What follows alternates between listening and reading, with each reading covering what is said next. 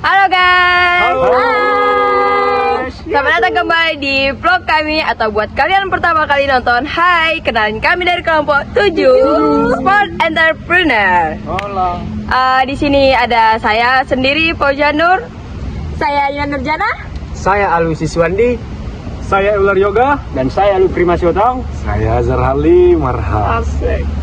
Tonton video selanjutnya.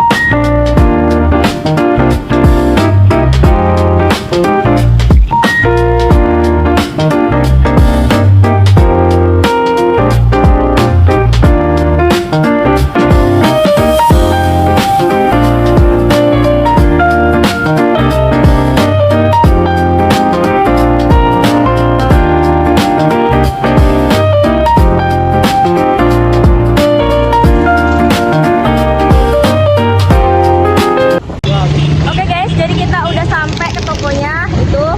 Jadi nama tokonya itu Valdi Sport di Jalan Letnan Sujono 18B Medan. Jadi tepatnya dia itu ada di persimpangan 4 Universitas lampu merah.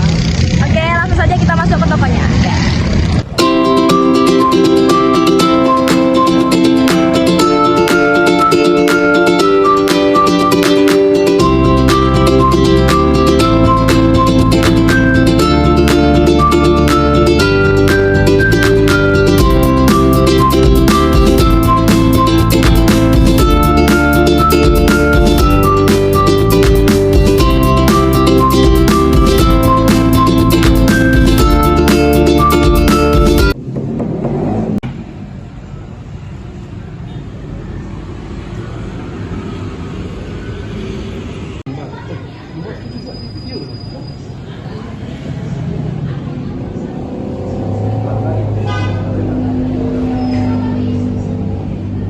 Oke guys, jadi kita udah sampai nih ke toko sport bersama ibu ownernya. Oke bu, sebelum itu boleh perkenalan terlebih dahulu nggak bu? Nama ibu siapa gitu bu? Boleh, nama saya Gita. Itu Gita sih nama panggilannya aja, nama aslinya itu beda. Karena saya punya nama pendek lah ya, namanya Gita. Nama yang dikasih sama papa saya dulu waktu saya kecil. Ya,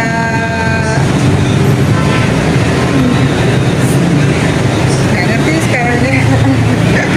Kita langsung aja pertanyaan pertamanya ya bu ya. Oke bu, jadi kami mau nanya itu yang pertama, apa yang pertama kali mendorong ibu untuk terjun ke dunia wirausaha ini? Awalnya itu diawalin dari orang tua saya. Orang tua saya dulu tinggalnya di Aceh, tempatnya di Aceh, Langsa, Aceh Timur. Jadi kita dulu awalnya papa saya tuh merantau ke sana, ngajar bahasa Inggris. Terus dibawa keluarga ke sana. Terus mami saya ambil keputusan ya papa saya punya kursus bahasa Inggris. Depannya ini kita buka toko sport. Nah, jadi dari situ itu sewaktu itu saya masih di SMP kelas 1. Ceritanya udah lama. Terus ketemu pas saya dapat jodoh juga orang Medan. Terus ya kita juga karena saya sudah punya pengalaman di toko sport ini, saya yang jalanin sama mami. Kita waktu itu memang belum ada pegawai karena masih baru merintis. Kita yang terus sampai ke Medan, saya rumah tangga, saya sama suami ya kita buka lagi usaha yang sama yang pada saat itu yang di dalam pikiran kita ini, oh ini udah bisa kita handle, udah kita tahu cara mengelolanya, nama-nama barang udah apa. Nah, ya udah saya buka toko sport lagi akhirnya sampai hari ini. Berarti jiwa bisnisnya memang udah ada dari kecil gitu. Dari kecil kali enggak, tapi ya berdasarkan pengalaman gitu. Terus tadi ke bawah, jadi saya lebih berani lagi gitu, lebih berani. Oh, saya bisa kok di sini. Udah kita jalanin aja. Ya bu, baik bu. Baik bu, untuk pertanyaan kedua bu, nah kan bu banyak orang yang pengen usaha tapi takut soal modal. Kalau boleh cerita waktu Al merintis dulu modalnya dari mana dan kira-kira itu berapa ya?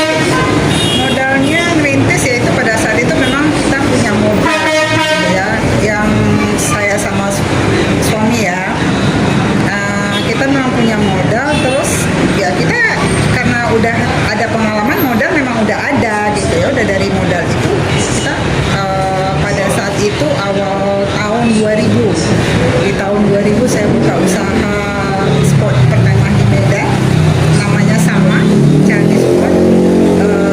Itu modal sekitar ya kurang lebih 60 sampai 65 juta pada saat itu di tahun 2000. Tahun 2000 udah lumayan juga sih itu ya. Iya, udah lumayan juga itu dan barangnya sudah lumayan padat. Kalau untuk di hari ini ya modal segitu ya nggak ada. Nggak ada lagi ya, apalagi zaman sekarang udah. Ya, itu kan zaman dulu kan harga barang kan masih belum segini tinggi kali gitu kan. Baik Bu. Nah untuk yang selanjutnya kan Bu,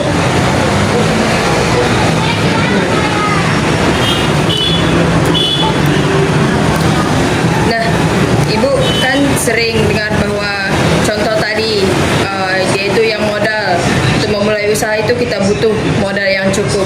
Tapi kan di sisi lain banyak juga yang bilang karakter seorang pengusaha Bu itu jauh lebih penting dari modalnya. Menurut pengalaman dari Ibu sendiri, bagaimana karakter dan modal itu bisa saling mendukung satu sama lain untuk menjalankan usaha? Jadi kita nggak hanya dari modal gitu, dari karakter sendiri apakah ada Dari karakter itu dari kita melayanin pembeli itu dari ucapan juga, cara kita menerangkan ini barangnya ini bagus gitu. Kayak saya rasa kalau karakter saya sih lebih ke situ sih. Modal juga udah ada, kok udah terbentuk. Terus kalau pembeli datang kita dengan tak masang atau tanpa ada basa-basi hanya kasih letak barang itu kan juga pembeli juga nggak ada. jadi melayani lebih Nah, ya? cara pelayanan. Jadi karakter saya sih lebih ya ke situ saya rasa. Next. Strategi dan inovasi deh. Jadi Bu, pertanyaan yang selanjutnya ini untuk cara Ibu bertahan di tengah persaingan yang makin ketat sekarang, apalagi sekarang di mana-mana sudah banyak bilang bukan toko sport.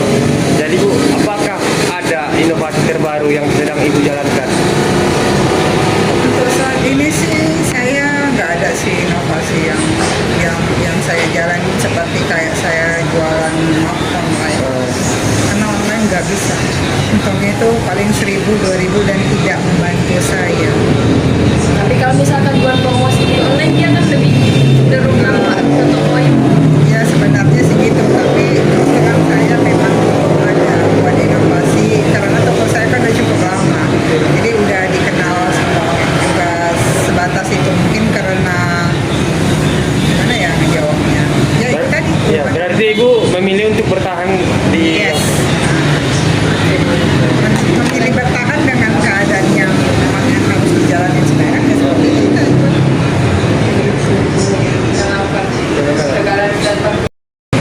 Oke, baik Bu. Untuk pertanyaan selanjutnya, mungkin kan dalam Ibu melaksanakan atau menjalankan usaha ini, pasti dalam suatu waktu Ibu pernah mengalami yang namanya momen-momen kegagalan atau jatuh, pasti kan? Pasti. Mungkin kalau bisa cerita, Ibu bagaimana cara Ibu mengatasi dari setiap keadaan atau momen tersebut ketika datang menimpa Ibu? Ya itu nggak bisa dijawab karena ya itu aja. Itu dalam arti tadi apa? Bagaimana cara Ibu bangkit dari kegagalan ketika mungkin di saat tahun ini berbeda dengan penjualan tahun lalu begitu. Bagaimana cara Ibu melewatinya begitu? Ya udah terlewatin aja karena ya dengan sabar, dengan percaya aja rezeki kita akan membaik lagi, semua akan balik lagi seperti semua. Itu aja sih yang saya percaya sampai hari ini. Yang penting tetap percaya, yakin sama Dan usaha saya yakin sendiri. aja kan Tuhan kita ada. Benar. Ya kan? Ya, benar. Setinggi apapun kita ngejar kalau memang belum rezeki katanya, memang itu yang dulu. Tapi ya saya percaya aja. Kita percaya. Dan karena saya merasa gini, ini usaha saya udah dikasih, saya percaya, saya bisa. Karena Tuhan akan bantu saya, bisa akan Benar. normal lagi itu. Oke, baik Bu. selanjutnya adalah seperti kami kan Bu, anak muda ini selagi mahasiswa, usaha apa yang bikin kami mendorong Bu agar bisa mencapai seperti Bu lah, mengusahakan Bu, kami mahasiswa, kami ingin terdorong menjadi pengusaha seperti Bu. Tips apa yang kami lakukan agar bisa, tips-tips apa aja Bu? Untuk merintis gitu. Iya, Bu. Merintis, Bu. Ya, kamu satu modal harus kamu punya. Tempat kamu harus dapat tempat yang benar-benar strategis, ya kan? Ya ketiga ya kamu boleh inovatif. Yang kan kalian masih muda tuh, Iya. bisa buat kayak iklan apa? Contoh ini atau beli ini, beli satu dapat dua, atau beli ini kalau seandainya beli satu dua harganya bisa dipotong lagi. Seperti itu. Ya untuk bersaing di pasar sekarang cuma itu. Kayak kita kayak tadi inovasi saya yang nggak ada yang gimana. Kalau saya rasa kalau kemarin ada orang beli baju satu ini harga segini, kalau dua ya harganya kita turunin gitu. Tiga nanti kita lebih murahin lagi gitu aja. Kalau koneksi juga jaringan kita untuk orang-orang jauh itu Kalau juga itu. kamu punya koneksi bisa membantu kayak sekarang kita masukin barang-barang kayak kamu pegang kantor, entah kantor mana, masukin baju atau mana itu bisa juga sih. Ya. Terima kasih ya Bu. Oke Bu, ini pertanyaan terakhir nih ya Bu. Kan Ibu ini seorang pengusaha, kan maksudnya banyak gitu pengusaha-pengusaha yang lain. Misalnya Ibu kenapa mesti memilih menjadi seorang penjual toko alat-alat olahraga gitu maksudnya?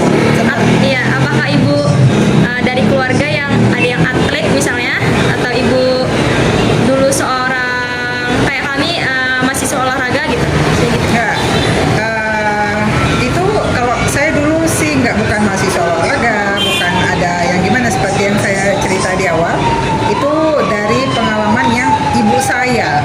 Papa saya kan khusus bahasa Inggris, ibu saya buka toko sport, coba-coba berjalan dan kami yang ngejalanin itu sudah tahu cara kerjanya dan aku bisa di sini kan berdasarkan itu aja. Dulu jadi coba-coba aja gitu lah ya Bu? Bukan coba sih, bukan coba artinya karena saya sudah punya pengalaman, saya tinggal melanjutkan cara yang untuk di usaha saya gitu. Saya melanjutkan aja yang udah pernah saya kerjakan, yang udah pernah kita lakukan. Baik Bu, mungkin cukup sekian pertanyaan kami. Kami mengucapkan terima kasih banyak kepada Ibu yang sudah memberikan waktu luang untuk mewawancarai Ibu. Terima kasih banyak.